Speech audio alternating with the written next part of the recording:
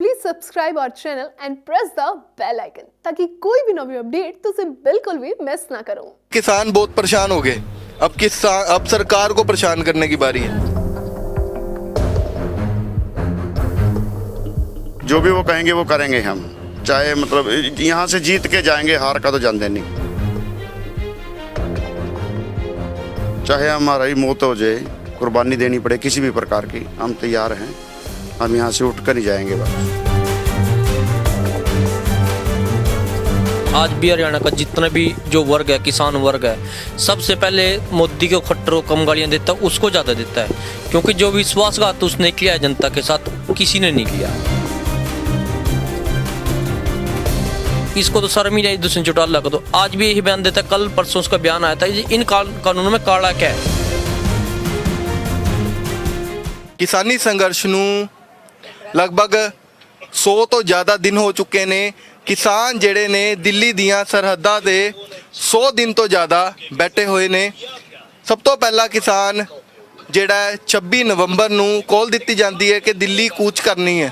ਉਸ ਤੋਂ ਬਾਅਦ ਜਿਹੜੇ ਹਰਿਆਣਾ ਦੇ ਕਿਸਾਨ ਨੇ, ਪੰਜਾਬ ਦੇ ਕਿਸਾਨ ਨੇ, ਦਿੱਲੀ ਦੀਆਂ ਸਰਹੱਦਾਂ ਤੇ ਪਹੁੰਚਦੇ ਨੇ। ਲਗਭਗ ਸਿਆਲ ਸਾਰਾ ਲੰਘ ਚੁੱਕੇ ਹੈ, ਸਰਦੀਆਂ ਸਾਰੀਆਂ ਲੰਘ ਚੁੱਕੀਆਂ ਨੇ। ਉਸ ਤੋਂ ਬਾਅਦ ਹੁਣ ਜੇ ਗਰਮੀ ਦਾ ਸੀਜ਼ਨ ਆ ਚੁੱਕਿਆ। ਇੱਕ ਵਾਰੀ ਪ੍ਰਬੰਧ ਦਿਖਾ ਦਈਏ ਤੁਹਾਨੂੰ, ਦੇਖ ਸਕਦੇ ਹੋ ਘਰ ਦੇ ਘਰ ਇੱਥੇ ਜਿਹੜੇ ਨੇ ਬਣ ਚੁੱਕੇ ਨੇ। ਲਗਭਗ ਸਰਦੀਆਂ ਜਿਹੜੀਆਂ ਨੇ ਕਿਸਾਨਾਂ ਨੇ ਟਰਾਲੀਆਂ ਦੇ ਵਿੱਚ ਕੱਟੀਆਂ ਸੀਗੀਆਂ ਤੇ ਹੁਣ ਜਿਹੜੇ ਨੇ ਪਰਮਾਨੈਂਟ ਘਰ ਜਿਹੜੇ ਨੇ ਇੱਥੇ ਬਣਾ ਦਿੱਤੇ ਨੇ। ਦੇਖ ਸਕਦੇ ਹੋ ਐਲਈਡੀਆਂ ਲਾਈਆਂ ਹੋਈਆਂ ਨੇ, तमाम एलईडी देख सकते हो लाई हुई है, तमाम डिशा इत्थे लाइया हुई ने। थोड़े दिन तक कह रहे हैं कि एसी भी इत्थे लग जाएंगे। तो हरियाणा के किसान साडे नाल ने, गलबात जरूर करांगे कि इन्हां दा की कुछ कहना है, क्योंकि 100 दिन तो ज़्यादा हो चुके हैं, 250 तो ज़्यादा मौतां इत्थे हो चुकियां ने। की विचार ने हरियाणा के लोगों के, वो भी जानते हैं, क्योंकि काफ़ी वड्डा हत्थ हरियाणा का है। सवेरे देख सकते हो दुध देख सकते हो, लस्सी देख सकते हो, सब्जियां देख सकते हो। हरियाणे के जिहड़े किसान ने लैके इत्थे पहुँचते हैं। सबसे पहले आपका क्या नाम है, कहाँ से आप आए हो? नमस्कार भाई साहब, नाम है संजू नंबरदार, गांव किरमच, जिला कुरुक्षेत्र है हमारा। तो क्या सोचते हो, क्योंकि कल के एमपी जाम करा, 100 दिन से ज़्यादा हो गए, मौतें हो रही हैं। सबसे पहले तो गुरनाम सिंह चढ़ूनी की बात करूंगा, हरियाणा के अध्यक्ष हैं। वो कह रहे हैं कि किसान बहुत परेशान हो गए, अब सरकार को परेशान करने की बारी है। बिल्कुल भाई साहब, ये केएमपी जाम किया था तो वो सरकार की नाक में दम करने के लिए किया था। ये तो ट्रेलर था हमारा। आगे जब हम कोई भी कॉल आएगा हमारे पास जो गुरनाम सिंह जी की, चाहे हम ना दिल्ली कूच करना हो, चाहे बॉर्डर तोड़ना हो, कुछ भी करना हो, तो हम उनके जो वो कहेंगे उनके हुक्म पे हम चलेंगे, क्योंकि हरियाणा के हमारे वही हैं। जो भी कमेटी बनी है, संयुक्त मोर्चा बना है, उनमें वही हैं हमारे हरियाणा से। तो हम उनकी कॉल पे ही जाएंगे। उन्होंने कहा था कि एमपी जाम करना है, तो कल आपको भी हम वहाँ मिले हैं। तो जो भी वो कहेंगे वैसे करेंगे। रेल रोकना था तो रेल रोकी है भाई साहब। जो भी वो कहेंगे वो करेंगे हम, चाहे मतलब यहाँ से जीत के जाएंगे, हार का तो जानते नहीं। 26 तारीख से यहीं पड़े हैं हम। क्या आज 102वां दिन है आज आंदोलन का। 250 की मौत हो ली हमारे यहाँ, शहीद हो लिए जो हमारे भाई थे, बापू थे, कोई भी थे, है तो हमारे थे, किसान से ही थे रिलेटेड। तो वो उनके वो भी हमने श्रद्धांजलि भी दी है, हवन यज्ञ भी किया है, पाठ भी चल रहे हैं। तो भाई साहब जो भी अब चाहे हमारा ही मौत हो जाए, कुर्बानी देनी पड़े किसी भी प्रकार की, हम तैयार हैं। हम यहाँ से उठ कर नहीं जाएंगे वापस। और हमने अपना ये जो भी है सारा कुछ बांसा की वो बनवानी शुरू कर दी है। उनमें एसी भी लगेगा, कूलर भी चलेंगे, पक्के पुक्के तो इनमें लगा ही लिए हैं हमने। अभी थोड़ी गर्मी है तो कर रहे हैं काम। आगे जो गर्मी बढ़ती जाएगी, आंदोलन बढ़ेगा और अपना इंतजाम भी कर लेंगे हम अपना। आपका क्या नाम है, कितनी उम्र है? मेरा नाम अभिषेक है, मेरी उम्र 16 साल है। कौन सी क्लास में पढ़ते हो? 10th। कितने दिन हो गए यहाँ आए? यहाँ ये 3 महीने। पढ़ाई का नुकसान नहीं हो रहा? किस तरह पढ़ रहे हो? ठीक, बस ऑनलाइन। कुछ कहना चाहोगे हरियाणा सरकार को, दुष्यंत चौटाला को, सीएम खट्टर को, मोदी को? कुछ कहना चाहोगे जो जो दिक्कतें आपने देखी हैं और जो जो फील करते हो, कुछ कहना चाहोगे? बस क्या कहना, भी पता तो ही है सारा, जानबूझ कर बैठे रहा, उसका कोई फायदा तो है नहीं।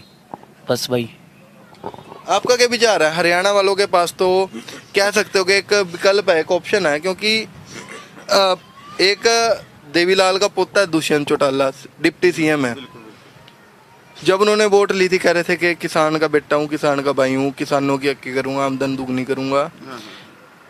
अगर दुष्यंत चौटाला इस्तीफा देता तो हरियाणा की सरकार गिरेगी। तो आपने कोशिश नहीं करी ऐसे करने की, क्योंकि हरियाणा की सरकार गिरी तो सीधा पीएम के ऊपर प्रेशर जाएगा। कुछ सोचा नहीं इस बारे में? कुछ नहीं सोचा क्यों नहीं भाई साहब, सब ने सोचा है, उनके खिलाफ नारेबाजी भी हुई है सब ने। आज भी हरियाणा का जितना भी जो वर्ग है, किसान वर्ग है, सबसे पहले मोदी को खट्टर को कम गालियां देता है, उसको ज़्यादा देता है। क्योंकि जो विश्वासघात उसने किया है जनता के साथ, किसी ने नहीं किया। क्योंकि सब ने ये सोचा था कि नया लड़का है, यूथ है, कुछ ना कुछ करेगा। पर उसके अंदर तो जो देवीलाल का अंश था ना, वो भी नहीं, छोटा सा अंश भी नहीं है। देवीलाल का पोते की बार उसका खून भी नहीं है, वो तो पता नहीं किसका होगा। अगर उसके अंदर कुछ ना कुछ होता, जमींदारों के बारे में सोचता। देवीलाल तो मसीहा है किसानों के लिए।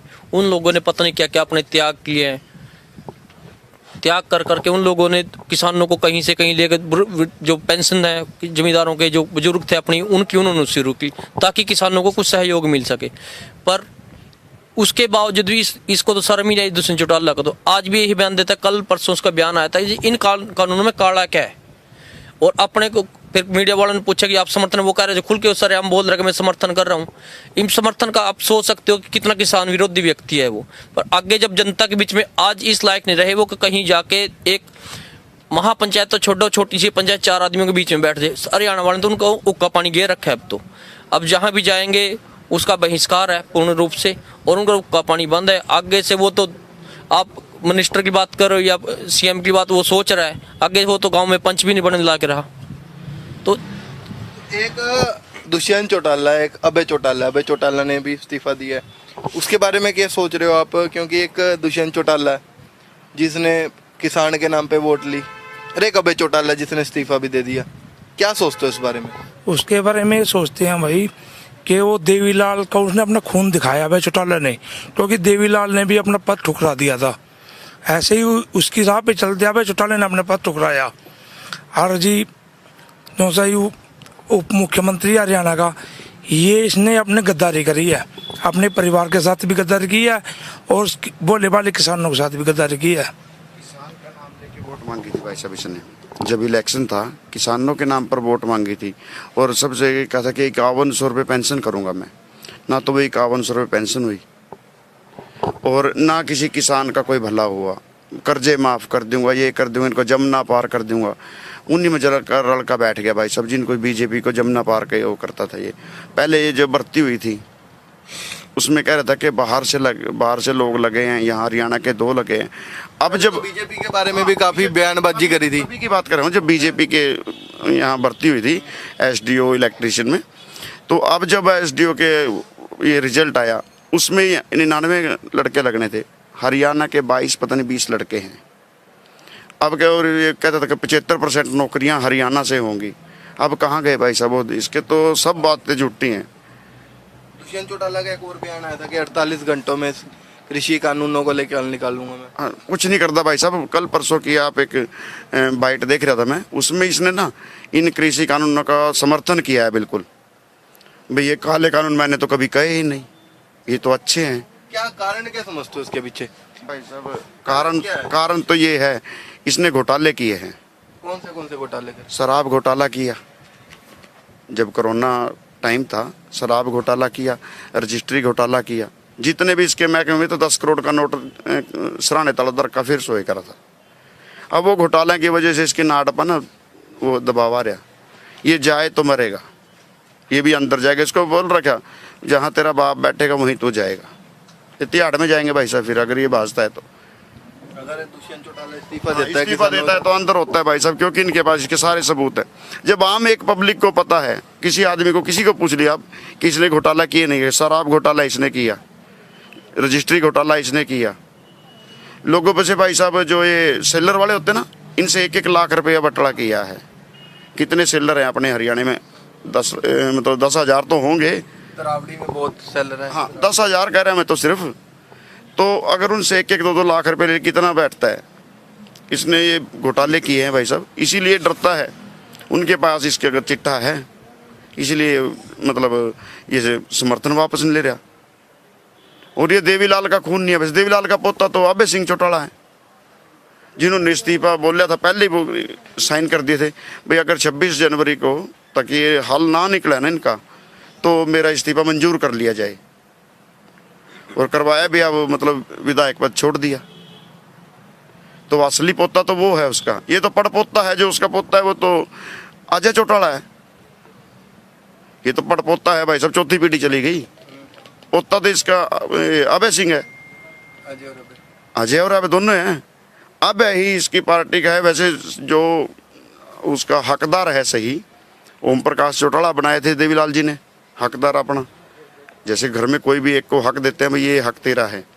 अब ओम प्रकाश चौटाला जी ने अभय सिंह को बोला है कि ये है मेरा हकदार जो है, तो असली वारिस तो वही है अभय सिंह। और उसने वो वारिस पने का काम भी किया है कि अपना पद ठुकरा दिया। जैसे देवीलाल जी ने प्रधानमंत्री का पद ठुकरा के पीवी नरसिम्हा राव को दिया था, ऐसे ही मतलब इन्होंने अपना पद ठुकरा दे के लो जी मैं तो किसानों के साथ खड़ा हूँ। लोग कहते थे कि राजनीति करता है, कि राजनीति करता है। भी राजनीति करते नहीं, मैं तो विधायक पद से ही इस्तीफा दे देता। तो 100 दिन से ज़्यादा हो गया, क्या सोचते हो क्या एक्शन प्लान होना चाहिए? कैसे सरकार पे दबाव पा सकते हो कृषि कानूनों को लेके के रद्द करें? क्योंकि कई जगह बंगाल की बात करूं काफ़ी कंपेनिंग जो है की जा रही है सारी पार्टियों की तरफ से। तो नरेंद्र मोदी भी वहाँ पहुँच रहे हैं, 8 दौर में इलेक्शन हो रहा है। तो क्या सोचते हैं कैसे दबाव पा सकते हैं? आज साइकिलें भी यहाँ से निकली हैं, तकरीबन यहाँ से कन्याकुमारी जाएंगे, कन्याकुमारी से कश्मीर जाएंगे। आगे वाले समय में क्या सोचते हो, क्या कैसा एक्शन प्लान होना चाहिए, कैसे दबाव पा सकते हो आने वाले समय में? भाई साहब गुरनाम सिंह चुड़नी जी ने कहा है कि 5000 कारें जाएंगे हमारे यहाँ से बंगाल। हर गांव से 2-2 3-3 आदमी जाएंगे उनमें, चाहे कार मेरी हो, भाई की हो, किसी की भी हो। 5000 कारें जाएंगी, 2-2 आदमी जाएंगे हर गांव से। और वहाँ जाके इनके ये जो कानून बनाए काले कानून, इनको बारे में बताएंगे भी देखो किसान को मारने के लिए हैं ये। तो वहाँ जाएंगे, हम सब भी जाएंगे भाई साहब, जिसकी भी ड्यूटी लगेगी वो जाएगा। आप क्या समझते हो इस बारे में? देखो ऐसा नीति तो जो बनाने वाले हैं अपने लीडरशिप है वो बनाते हैं, उनके बगैर तो कोई यहाँ से ना जाएगा ना ही लेगा। जो उनका हुक्म होगा, जैसे बंगाल है जब हम प्रचार करेंगे उन किसानों को बताएंगे जी हमारे साथ ऐसा ऐसा हुआ है, ये सरकार इतनी झूठी सरकार है, इतनी जो वायदे आपसे करेंगे उन्होंने तो वो पूरे करने नहीं है, ऊपर से आपके ऊपर गलत वायदे और थोपेंगे। उसके बाद उन लोगों को जब जागरूकता आएगी वो लोग अपने आप इसको कल्टी मार देंगे इसकी। जब राज ही नहीं रहेगा तो राजनीति कहाँ से रहेगी? एक आप इसमें लैंग्वेज बैरियर नहीं लगाते कि क्योंकि काफ़ी फर्क पड़ जाता है बोली का। चप्पे चप्पे पे हरे भारत में कह सकते हैं कि बोली यहाँ से हरियाणा से लोग जाएंगे। क्या लगता है कि आपको अपनी बात समझा पाओगे आप उनको? बिल्कुल, क्योंकि अभी 3-4 दिन पहले तमिल से कोई आया हुआ था, उन्होंने अपना वो स्पीच दी, वहाँ पे उनका कोऑर्डिनेटर साथ में था।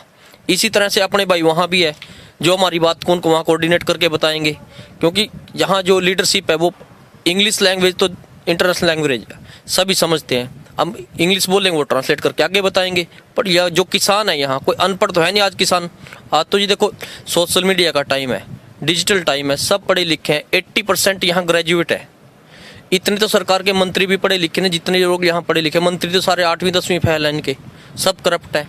उनसे ज़्यादा पढ़े लिखे किसान बैठे यहाँ, समझदार किसान है, उनको पता है अपनी नीतियों का और अपनी रीतियों का, कैसे देश को चलाना। समाज को भी किसान ही चलाता है सारा का सारा, क्योंकि जो संस्कार है वो गांव से शुरू होते हैं और गांव में आके ख़त्म हो जाते हैं। संस्कार तो शहरों में तो रहे ही नहीं, क्योंकि सिंगल फैमिली है, जहाँ जॉइंट फैमिली होगी वहीं संस्कार रहेंगे। आपके क्या विचार है, आप क्या समझते हो क्या होना चाहिए? क्योंकि 100 दिन से ज़्यादा आपके क्या विचार हैं? क्योंकि 100 दिन से ज़्यादा हो चुके हैं, क्या एक्शन प्लान होना चाहिए?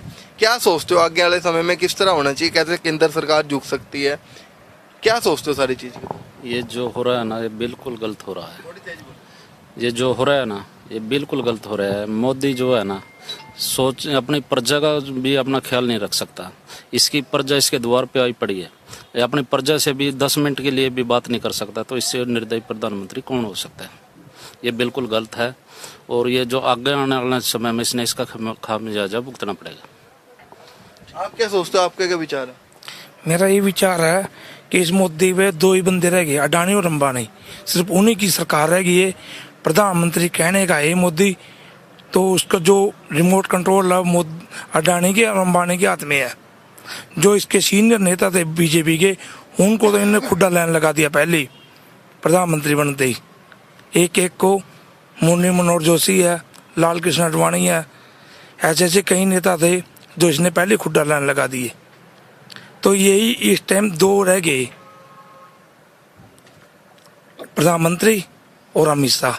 इनका गुंडाराज है ये अमित शाह तो पहली तड़ी पार है, तो इसके बारे में तो सबको पता ही है। ये तो गुंडा गलत राज हाथ में दे दिया पब्लिक ने। कोई अभी आएगी, आगे फिर बदल देंगे। पब्लिक के हाथ में बहुत जाम दम है। बाकी गर्मियों का कर लिया इंतजाम? एक देखो आप, कोई भी अटैक होता है पाकिस्तान की तरफ से, वो इधर ही क्यों होता है? या तो राजस्थान की तरफ होता है, या मतलब जम्मू कश्मीर पंजाब की तरफ होता है। गुजरात भी तो लगता है, वहाँ क्यों नहीं कोई अटैक होता? बंदरगाह है वहाँ कुछ नहीं। ये जो गुजराती लोग हैं ये बिजनेस माइंडेड आदमी होते हैं। पहले तो इन्होंने दो आदमियों ने एक सरकार बनाई, उनसे पैसा दिया, उनका जहाज भी यूज़ किया, उनका पैसा लेके ये सरकार बनाई। अब उस सरकार बनाने को उनका वो शान तार रहे हैं बस कि अब देश तुम चलाओ। पहले एक सरकार बनाई, अब उस सरकार ने बोल दिया कि तुम दोनों को, तुम ही देश के राजा होगे, तुम चलाओ भाई, जिस तरह मर्जी चलाओ। अब देश में सरकार नहीं है ना जी। ये तो भाई साहब हिटलर वाली नीति होगी।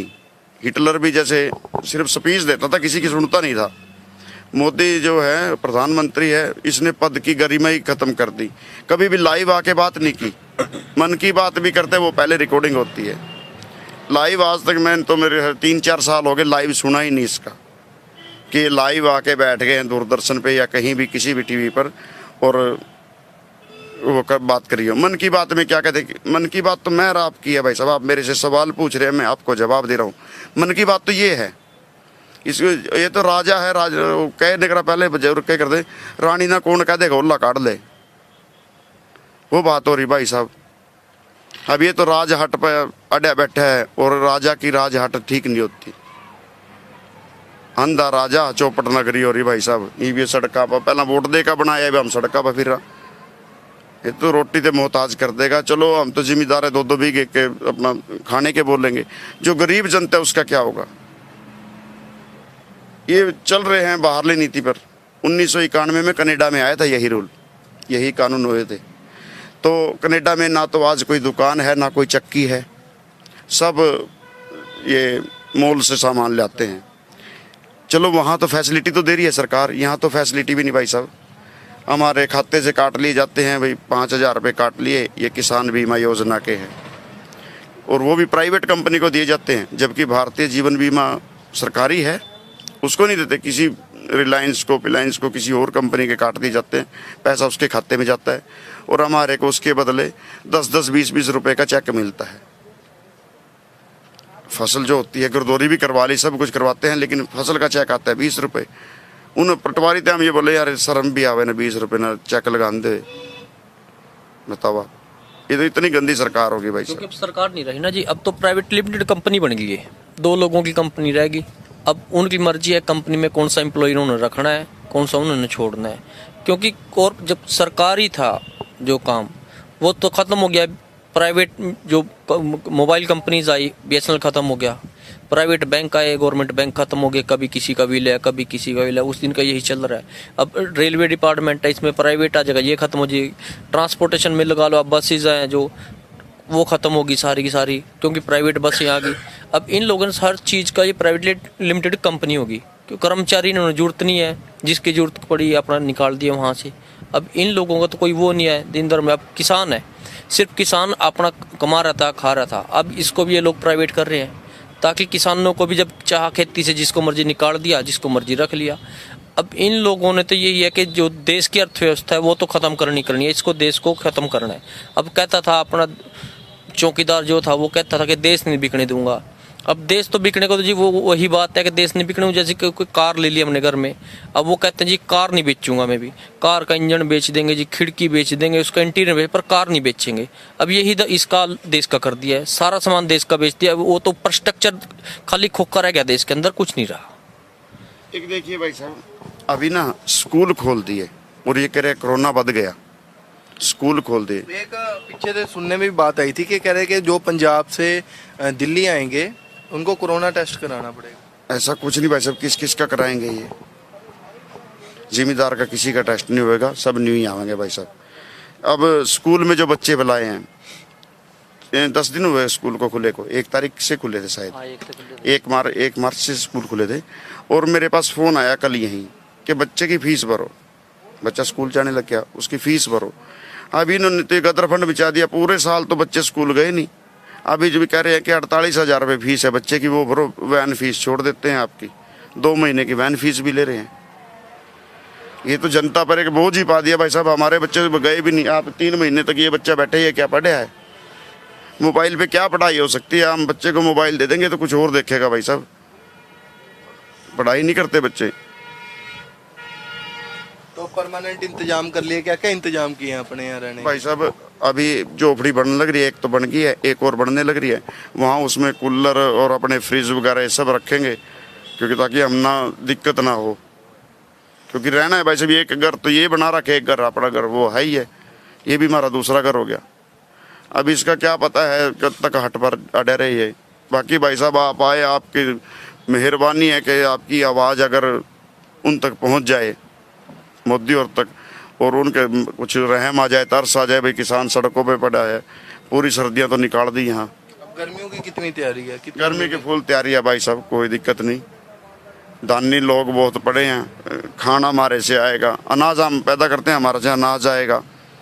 पानी है भाई साहब, वो पानी आएगा सब यहाँ। परसों आपको यहाँ दोबारा आपका चक्कर लेके देखना, परसों यहाँ फ्रिज भी आ जाएगा, 2-3 कूलर भी आएंगे। गर्मी ज़्यादा हुई तो एसी का इंतजाम भी हमने सब निकल रखा है। बिजली का इंतजाम किस तरह करें? बिजली का जो है सरकार की बिजली है, अभी तो नहीं सरकार देगी तो अपने जनरेटर लेके आएंगे जी। जनरेटर तो किसी का कुछ नहीं है, सरकार जितना मर्जी अपना डीजल डाल देंगे, अपना चलाएंगे, उसमें तो सोलर्स लगा लेंगे। डीजल तो डाल लोगे, डीजल के पेट्रोल की कीमत की बात करूँ 100 रुपये टप की, डीजल भी अब आजकल 85 रुपये के आसपास हो रहा है, 84-85। फिर किस तरह डालोगे? क्योंकि काफ़ी मुश्किल हो रही है, काफ़ी पहले कोरोना चल गया, उसके बाद ऐसा जी डीजल तो हमारे पास पुगने का नहीं, क्योंकि सरकार ने आमदनी तो हमारे पास छोड़ी नहीं है। डीजल पहले ही बहुत महंगा कर दिया है, तो हम क्या करेंगे जी? हम अपने पंखे से काम चलाएंगे, अपने मच्छरदानी लगा लेंगे जी। हैं, हमारे पास इतनी हैसियत तो है नहीं जी, हम कुछ ले आएंगे यहाँ, हम तो जब अपने मच्छरदानी में पड़ जाएंगे जी। सरकार जब तक नहीं हमारे का ये मानने की, तीनों कानून वापस नहीं लेगी, हमने जो अपना परिवार भी यहीं लाना हुई हो, हम अपना परिवार भी यहीं ले आएंगे अपना, और यहीं रह लेंगे। क्या रे, तो डंगर भी यहाँ लेके आएंगे? हाँ बिल्कुल जी, दूध तो चाहिए गर्मी में। हरियाणा वालों को बिना दूध दही के तो पूरा पड़ता नहीं है। लस्सी भी चाहिए गर्मी में, दूध भी चाहिए, ले आएंगे। हम भी तो बैठे हैं जब यहाँ, मैं तो डंगर ले आने परेशान, घर भी तो रखते हैं अपने, यहाँ भी अपना घर बन गया, सारा कुछ फैसिलिटी यहीं आ जाएगी। 2 महीने से घोड़े बंद रहे हैं भाई साहब बाबे के, उनका भी तो चल रहा है, तूड़ी का चल रहा है, उनका सारा चाट वाट सब चल रहा है, तो डंगरा का भी चल जाएगा, अपने डंगर भी यहाँ आ जाएंगे, कोई दिक्कत नहीं। जब घर वाले नहीं ले आवाएंगे हम साथ में करते रहेंगे, अपना टाइम ही पास हो जाएगा हमारा। अब तो टाइम पास भी नहीं होता हमारा, डंगरों के साथ टाइम पास तो हो जाएगा। क्योंकि ना जी किसान तो करने वाली कौम है, जब तक ये कुछ करें नहीं तो गोड्डे जुड़ जाएंगे, इनको तो काम चाहिए हर टाइम। और रही यहाँ पढ़ने की बात, मंडी में तो सरकार ने 15-15, 20-20 दिन पढ़ा के रखे हैं, वहाँ भी तो पढ़े अपने मंडी में। सरकार ने तो जी सड़क पे रखना है किसान को, चाहे मंडी में रखे चाहे यहाँ सड़क पे रखे, घर तो रहेगा नहीं किसान, खेत में रहेगा, फसल आएगी, उसके बाद मंडी में वेट करेगा जी कब ये तुलेगी, कब जाएगी, कब इसकी पेमेंट होगी, वो आएगी। किसान तो सड़क पे रहा है शुरू से, आज भी सड़क पे है, और आने वाले टाइम में तो जो सरकार है इसको रखेगी सड़क पे। एक तरफ तो फिर अन्नदाता कहती है सरकार के, अन्नदाता पहले तो भाजपा ये भी कह रही थी कि भाजपा सरकार किसानों की सरकार है, किसान अन्नदाता है, ऊपर से आप कह रहे हो कि किसान सड़कों पे था, सड़कों पे है। हाँ बिल्कुल, अगर अन्नदाता इनको अन्नदाता का असली मतलब इनको पता ही नहीं है। अगर इनको अन्नदाता का असली मतलब पता होता तो यहाँ क्यों बैठे होते किसान तो जो आय जो दुगनी करने की बात करें, किसान तो देखो इतना बोल रहा है जी, ये कह रहे हैं जी हम तो इनकी आय दुगनी करेंगे। किसान ये कह रहे हैं जी हाथ जोड़ के, हमें जरूरत नहीं है जी आपकी आय दुगनी करो, हम तो जितनी है उतनी में संतुष्ट है, हमें ज़्यादा का लालच ही नहीं है। लालच तो इन लोगों को पड़ा हुआ है जो कॉरपोरेट को देने पे तुल रहे हैं। किसान तो एक बोला व्यक्ति अपना ताज़ा करता है, ताज़ा खाता है, फालतू इसकी कोई इच्छाएं है ही नहीं। और दूसरा जो इन लोगों को ये भी तकलीफ है कि किसान यहाँ तो जलेबियाँ खा रहे हैं, किसान यहाँ पिज़्ज़े खा रहे हैं, किसान तो यहाँ हलवा खा रहे हैं। देखो किसान जो भी खा रहा है अपने घर से खा रहा है, जलेबी, दूध, जो गाजर का हलवा बनता है, दूध अपना घर का है जी, गाजर अपने घर के, चीनी भी हम लोग पैदा करते हैं गन्ने के साथ। तो इस सरकार को इन बातें की तकलीफ है कि ये लोग क्यों खा रहे हैं, इन लोगों को अपना अपना दिखता है जी कि हम लोग सब कुछ खा जाए, इस देश को ही खा जाए, पर किसान भूखा रहे, जो पैदा करने वाला वही भूखा रहेगा, तो देश कहाँ से खुश होगा। फंडिंग की बात करते हैं भाई साहब, ये कि इन पर फंड आता है बाहर से, कोई बाहर से फंड नहीं आता भाई साहब। घरों से हमारे आटे दाल आ रहा है, सब पैदा करने वाले हम। मेरे अगर गेहूं और चावल पैदा करते हैं, गन्ना पैदा करते हैं हम, हमारा वो गन्ने का गुड़ भी आ रहा है, गन्ने के रस भी देखे होगा आपने, चल रहा है। ये सब चल रहे हैं, कोई फंडिंग नहीं हो रही। फंडिंग तो उनकी है भाई साहब जो हमारे स्ट्रीट बाहर जा रहे ना। मेरा गांव किरमच है, वहाँ से 100 लड़के बाहर गए हैं।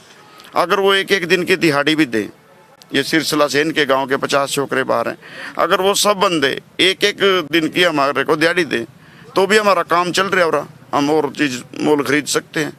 अब भाई साहब वो उनके चाचे ताऊ बापू बैठे, भाई बैठे हैं हम यहाँ, वो थोड़ी देख सकते हैं ऐसा। और पंजाब से तो बहुत ज़्यादा गए हुए हैं लड़के, सब भेज देते, एक एक दिन की दिहाड़ी भेज रहे हैं, वो हमारा काम चल रहा है। दाल पानी की रोटी की माना दिक्कत तो नहीं भाई साहब, वो तो करते अपना ही रहा। हमारे तो गुरुद्वारे में से घर से रोटियां बन के भी आती है भाई साहब, यहाँ गाड़ी लगी हुई है, डेली आती है बन के।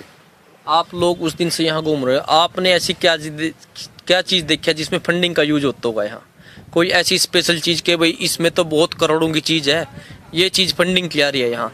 क्या दूध जो आता है वो फंडिंग से आएगा जी, या लस्सी फंडिंग से आएगी, आटा फंडिंग से आएगा? क्या चीज़ फंडिंग के? पानी है, पानी के टैंकर खड़े हैं, क्या ये फंडिंग से आते हैं क्या पानी? पता नहीं सरकार को क्या वहम है, जो इन लोग जो चोर लोग होते हैं ना, जिसको जरूरत होती है, फंडिंग तो इन लोगों को मिलती है दूसरे देशों से कि आप सरकार बनाओ और ये चीज़ आप लागू करना, कॉर्पोरेट से इनको फंडिंग मिलती है। जैसे जो ये लोग हैं ना, ऐसे ही दूसरों को सोचते हैं, जब मैं बुरा हूँ तो दूसरा मेरे को अपना बुरा लगेगा जी। जो चोर है ना, चोर को चोरी दिखते हैं सारे के सारे। इन लोगों को यही नहीं पता कि क्या इन लोगों के पास है, क्या जी फंडिंग का क्या है इसमें, बताओ क्या लगा हुआ है फंडिंग का इसमें? ये त्रिपाल लिया जी, बताओ कौन सी फंडिंग की त्रिपाल आती है? ये फूस है जी, बताओ इसमें कहाँ से पाकिस्तान ने भेजा जी हमारे पास ये फूस? ये त्रिपाल चाइना की है। ये चीजें योग का जी, यू पाकिस्तान ने भेजा तोपा, ये फंडिंग के बड़ी तोप आया। ये बताओ इन लोगों को ये चीजें दिखती हैं? यहाँ बैठा जो लोग हैं, जो बुजुर्ग हैं अपने, जो बैठे हैं बेचारे नीचे बैठ के जो रोटी खा रहे हैं, जिम्मेदार तो वह जी नीचे भी अगर कीड़ी अपने से पहले कीड़ी को, मच्छर को, मक्खी उनके लिए निकाल के रखते हैं। हम लोग तो चाहते ही नहीं कि कोई भी अपने, जितनी पब्लिक उस दिन के यहाँ बैठे, हमने किसी को परेशान नहीं किया। आप दुकानदार से जिससे मर्जी पूछ लो, 2 सर्विस लेन छोड़ रखी है ताकि लोग परेशान हो, अपने घर टाइम से जा सके। दिल्ली का क्राइम रेट घट रहा है भाई साहब, दिल्ली का क्राइम रेट घट गया है। दिल्ली में कोई क्राइम नहीं हो रहा, नहीं इतनी पब्लिक हो ना जहाँ, वहाँ तो चोरी भी होगी, डकैती भी, क्योंकि हम तो इक्के में है।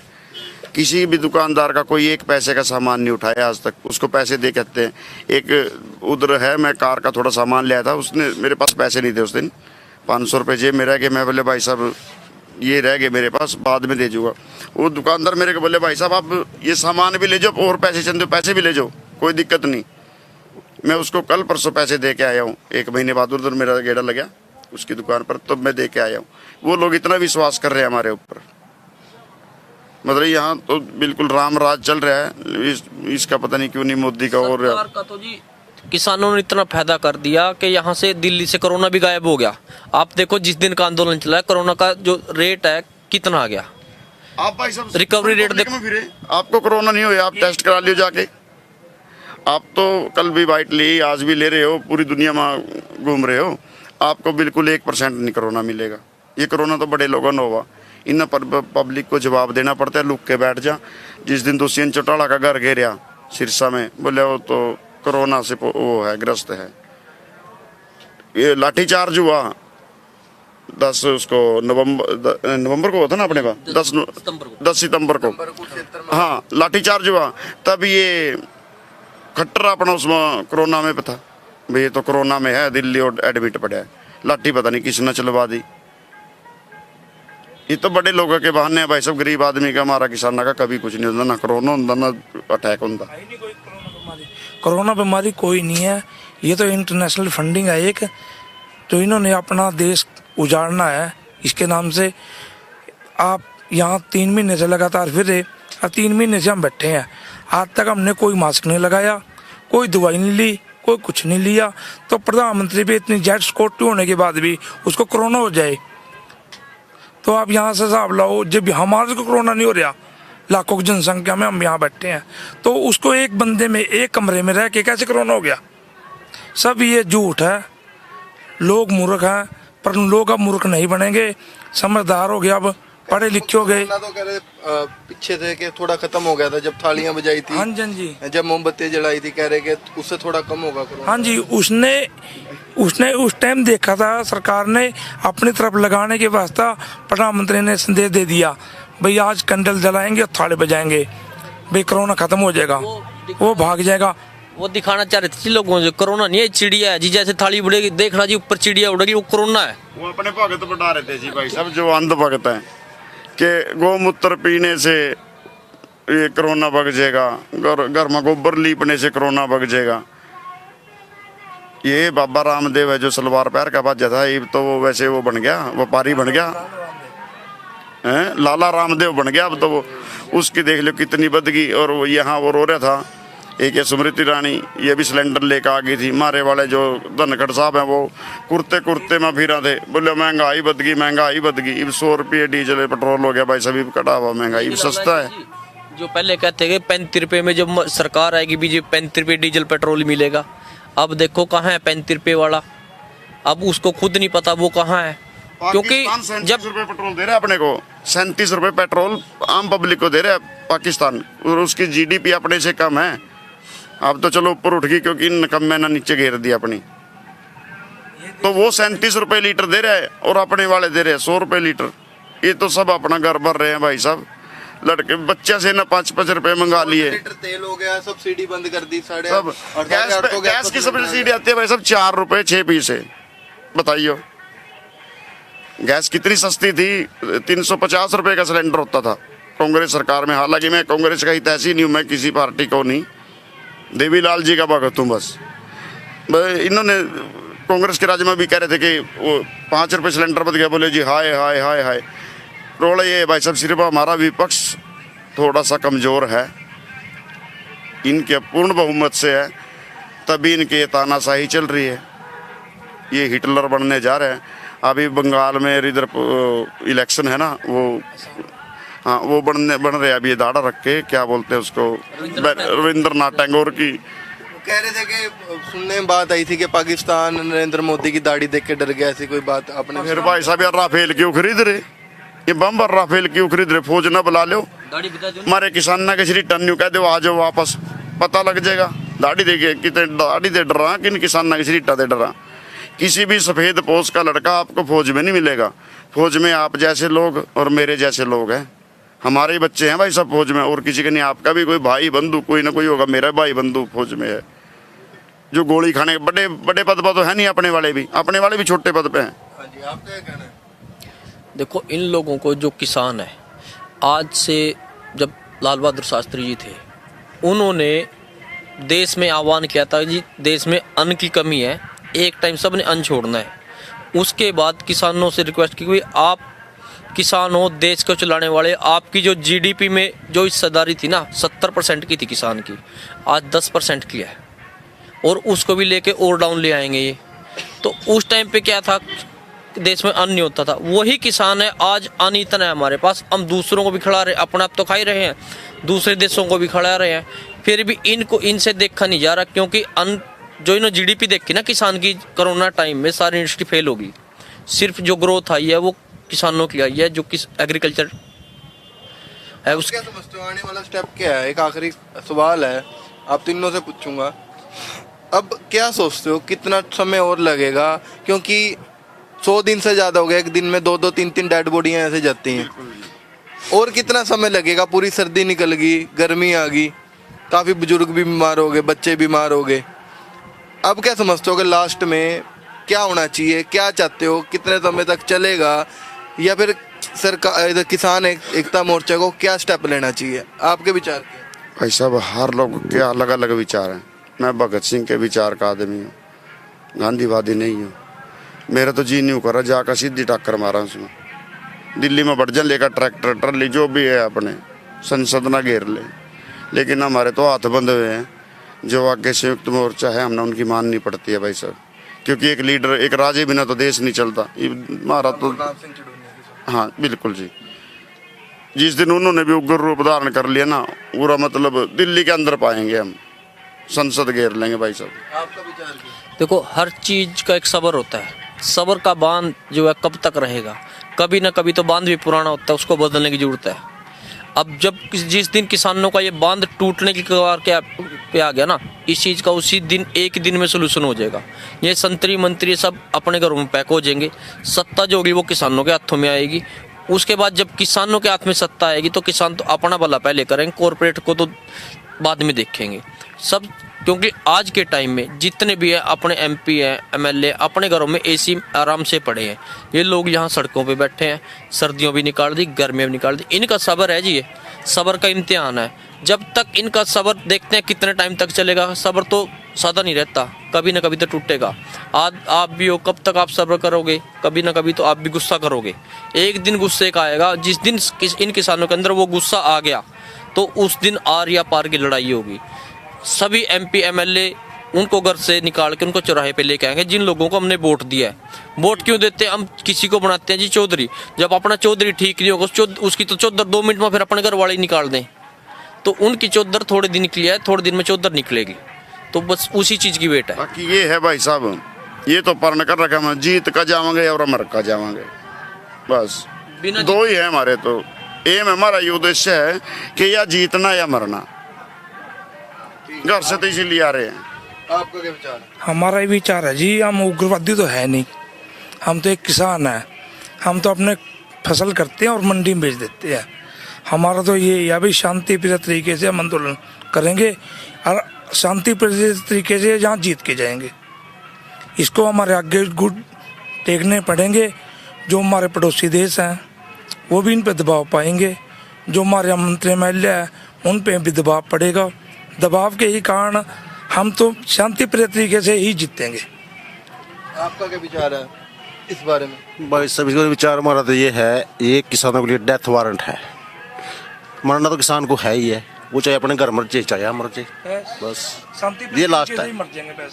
या कानून वापस करवा के जाएंगे या मर के जाएंगे, ये लास्ट होने वाला है। एक ही सवाल हमेशा उठदा है जहन ਦੇ ਵਿੱਚ ਆਂਦਾ ਹੈ ਕਿਉਂਕਿ 14 ਸਤੰਬਰ ਨੂੰ ਸ਼ੁਰੂ ਹੁੰਦਾ ਹੈ। ਘੱਟੋ ਘੱਟ ਦਿੱਲੀ ਦੀਆਂ ਸਰਹੱਦਾਂ ਦੇ ਆ ਕੇ 100 ਤੋਂ ਜ਼ਿਆਦਾ ਦਿਨ ਹੋ ਜਾਂਦੇ ਆ। ਇੱਕ ਦਿਨ 'ਚ ਇੱਕ ਦੋ ਜਿਹੜੀਆਂ ਮੌਤਾਂ ਨੇ ਇੱਥੋਂ ਹੁੰਦੀਆਂ ਨੇ।